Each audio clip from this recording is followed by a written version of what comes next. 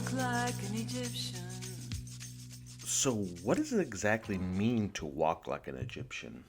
If we take a look at your average Egyptian hieroglyphic and look at some of the images of figures on that wall, we can see that most of them, if not all, are figures in profile. Now, where would the Egyptians get this concept of only depicting humans in this profile position? Well, we have to step back and look at what we've already learned.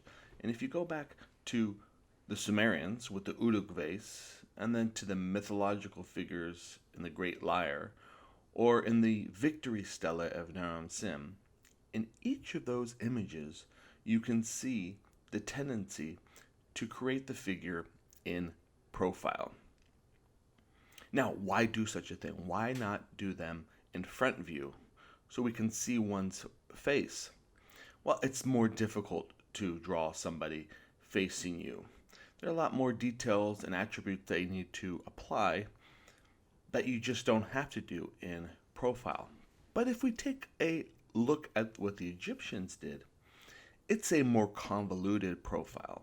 In other words, the body is distorted into multiple different directions. We have the head that's in profile. We have then the shoulders that are looking straight at us. Then the waist. Then the legs and feet are in profile. So I encourage you to really get a sense of this is to stand up and try to walk like an Egyptian. Put your head in profile, shift your shoulders, shift your waist, and then shift your feet so that you look a little bit like what you're seeing in this image here.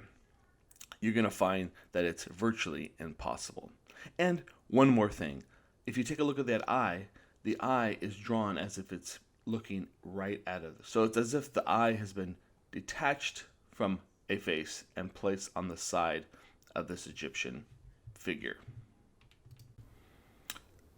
So since we're focusing on sculpture today, let's take a look at the palette of King Narmer. Now this piece is a relief, and remember what a relief is. It's an image that's been carved into the surface of a stone or a wall. But in this case, this has two sides to it. And it's not your average sculpture. What we're actually looking at is what we think of as a makeup case.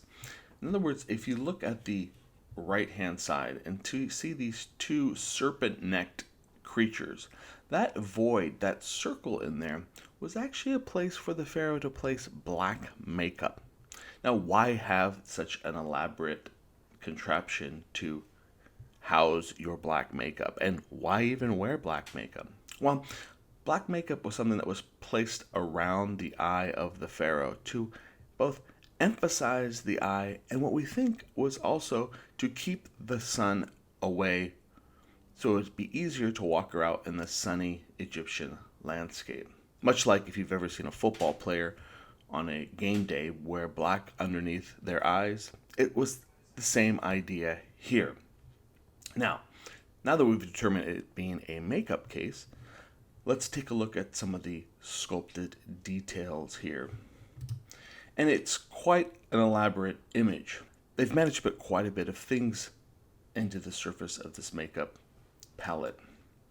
We have a bullhead's woman faces on the upper edge of the palette. We have in the middle the King Nummer himself. We have the falcon of Horus, the king's protector, and so forth and so on. But let's focus on the king here. And if you look at the image, you see that he's in hierarchical scale. In other words, he's the tallest of all the other images. And in his hand is this large staff or sword. And what it looks like he's doing is he's about to decapitate his enemy. And sure enough, if you look on the back of the palette, on the top register, you indeed see a stack of beheaded figures on the right hand side. And this is celebrating King Nimr's victory and uniting both Upper and Lower Egypt. But if you remember the victory stela of Naram Sin and take a look at Naram Sin, you have a lot of similarities here. You have Naram Sin, who's in hierarchical scale, he's the tallest, and he has a staff in his hand, and at his side is an enemy being vanquished on their knees. And so we can see how the Egyptians are borrowing so heavily from the past that we learned from in the last section. Aside from hierarchical scale, the Egyptians developed a system of proportions that was reserved specifically for the pharaoh. And in this grid system, you can see that it's a highly detailed measurement system from the heads to the shoulders to the waist down to the leg. There was a specific measurement that one had to use, that an artist had to use to depict the pharaoh. Now, you can imagine with all the hieroglyphics, how all the scrolls and images that were dotted across the kingdom, there had to be a system, a precise system that all these artists had to adhere to depict the pharaoh. Now, this is important because it's the first time in art history where we have what's called a canon. A canon is a set of rules or visual rules that applies to every artist doing this particular thing. In this case, it's depicting the body of the pharaoh. And so this canon develops a proportion system for the body. And we're going to find that the body is going to be forced into these different metrics of measurement throughout history, and especially when we talk about the Greeks in the next section. And although in most cases this canon, this rule of proportions, makes for a very stiff pharaoh, you can see there are times when the pharaoh is much more active and organic in his depiction, as you can see here in this fowling scene or this hunting scene where the pharaoh is out in this beautifully colored landscape. Now this canon, this set of proportion rules, doesn't only apply to two-dimensional relief and painted images. It's also the same system that we're going to find in the depiction of pharaohs in large-scale sculpture. And so if you can see here the Khafra from Giza, you can see the pharaoh is seated in this case, but you have that rigid stiffness here. You can see the width of the shoulders. You can see how stiff he's sitting there, right? Imagine yourself in front of this computer screen as you take in your Zoom classes all day, seated much like this pharaoh here. It'd be virtually impossible. And so one of the reasons why the Egyptians create these set of rules is to distinguish the pharaoh from everyone else. He is somebody that is greater than us, godlike. And so this rigid system allows the artist to depict the pharaoh more than just your average person. And what would your average person look like, you might be asking, in Egyptian times in a sculpture? Well, let's take a look at the seated scribe. Now, seated scribes were important figures in the Egyptian civilization. They were one of the few literate people in the Egyptian civilization. And we believe this sculpture was intended for the burial place of this seated scribe K. But let's take a look at the details here.